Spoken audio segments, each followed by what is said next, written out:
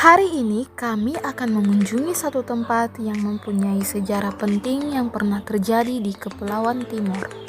Kami adalah mahasiswa Jikom Undana yang diberi tugas untuk membuat sebuah promosi budaya yang ada di Nusa Tenggara Timur. Dan kelompok kami pun memutuskan untuk melakukan kunjungan ke Istana Amarasi. Istana Amarasi terletak di pesisir barat daya Pulau Timor yang saat ini menjadi sebuah kecamatan di Kabupaten Kupang, Nusa Tenggara Timur.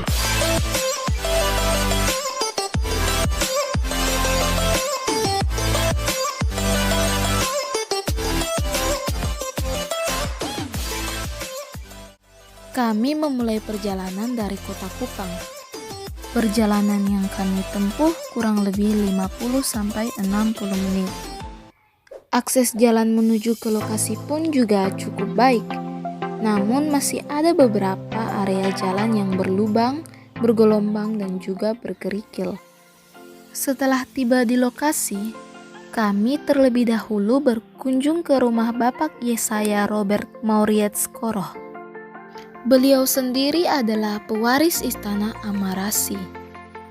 Kedatangan kami pun disambut baik oleh beliau. Dan bukan hanya itu saja, beliau pun dengan senang hati menceritakan kepada kami tentang sejarah terbentuk dan berdirinya Istana Amarasi. Beliau sendiri mengakui bahwa terbentuknya Kerajaan Amarasi masih kurang jelas. Karena pada masa penjajahan Belanda, Belanda hanya mencatatkan sejarah saat era penjajahan mereka. Sedangkan Kerajaan Amarasi sudah terbentuk pada masa penjajahan Portugis. Hal tersebut dapat dibuktikan dari nama-nama silsilah dinasti yang berbau Portugis. Sebut saja Raja Dom Agustinus Fernandes. Nama Raja Dom ternyata adalah nama orang-orang Portugis. Diketahui pula bahwa terdapat beberapa raja lain yang beragama Katolik. Dan pada saat Belanda berhasil menguasai Kepulauan Timor, semua Raja Amarasi dan masyarakat pun pindah ke agama Kristen Protestan. Bapak Robert juga menjelaskan bahwa marga Koroh yang ia pakai dahulunya adalah istilah atau lambang yang berarti burung elang. Dan pada akhirnya istilah Koroh dijadikan sebagai sebuah marga. Terdapat 18 dinasti sejak pemerintahan Belanda, dan raja pertama yang memakai marga Koroh adalah raja ke-11 bernama Koroh Rasi. Ayah dari Bapak Robert adalah raja ke-18, yaitu Victor Hendrik Rasium Koroh. Maka dari itu, Bapak Robert menjadi pewaris Istana Amarasi.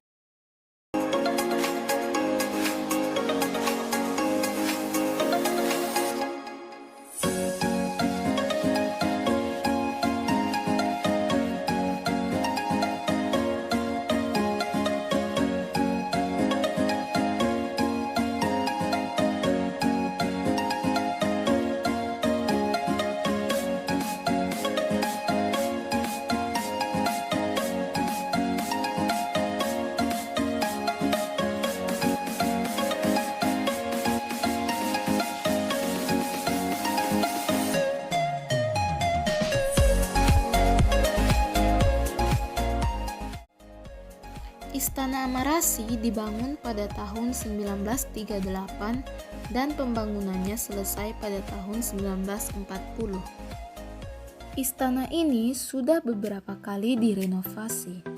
Terakhir kali direnovasi pada bulan Mei lalu.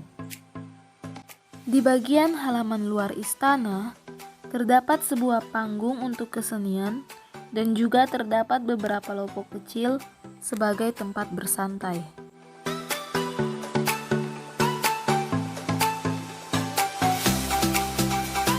Beliau juga menunjukkan sejumlah benda pusaka milik kerajaan yang masih disimpan sampai sekarang ini. Beliau mengatakan bahwa Kerajaan Amarasi memang sedikit berbeda dengan kerajaan lainnya, di mana setiap raja yang meninggal umumnya barangnya akan dibawa serta ke dalam liang lahat. Akan tetapi, Masih ada beberapa benda pusaka yang disimpan oleh Bapak Robert, karena beliau ingin masyarakat serta generasi penerus dapat melihat benda-benda pusaka tersebut, karena Istana Raja Amarasi sudah dijadikan sebagai cagar budaya.